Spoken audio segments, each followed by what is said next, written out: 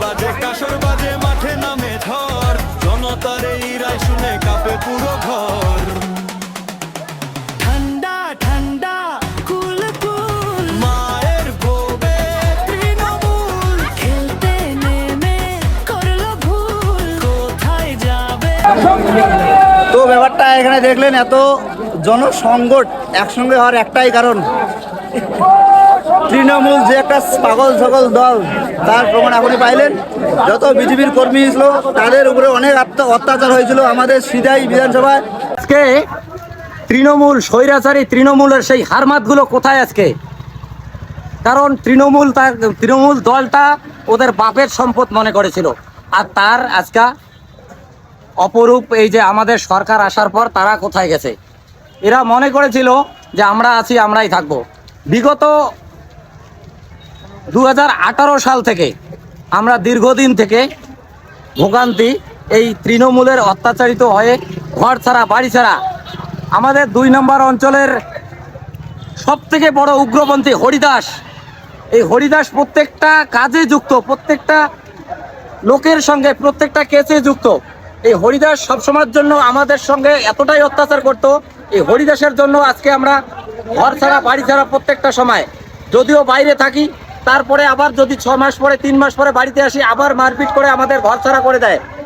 গত 2021-এর নির্বাচনে আমার বাড়ি ভাঙচুর করা হয়েছিল, আমাকে বিভিন্ন মিথ্যা কেসের মামলা দিয়ে ফাঁসানো হয়েছিল, আমরা সেই দিন ভুলিনি।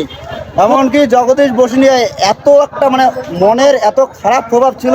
2021 সালে যখন আমাদের সিধাই প্রার্থী ঘোষিত হয়েছিল দীপক রায়, তেনার সঙ্গে আমি একটা মামলার ব্যাপারে কোর্টে গিয়েছিলাম, দিনেরা কোর্টে।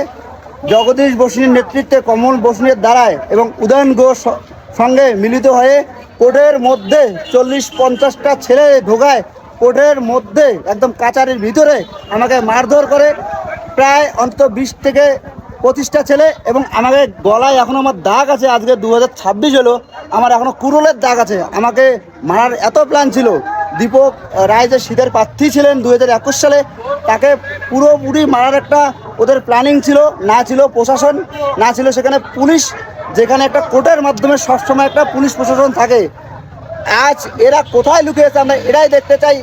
আর যেটা আমরা আমাদের যত সমস্ত বিজেপি কর্মী আছে তাদের উপর এত অত্যাচার করেছিল, যে সমস্ত হিন্দু তুলসীধারী মালাধারী হিন্দুগুলো ছিল, জগদীশ বসু এটাও বলেছিল গিরিধারীর মধ্যে যে ওই সমস্ত সাধুর জন্য বিজেপি আছে, তো ওই সমস্ত সাধুদেরকে জিসিবি খুঁড়িয়ে গাড্ডা খুঁড়িয়ে তুলসীর মালাধারী সাধুগুলোকে আগে পুঁতে দেবো। তাহলে ভাবুন একবার, জগদীশ বসুনের নেতৃত্বে এত কিছু হয়ে গেছিল আমার সিধাইয়ের বিধানসভায়। তারে জনসংকট আজকে দেখলেন, ওদের বাড়িতে এত একটা জামায়াত হয়েছিল এই কারণেই।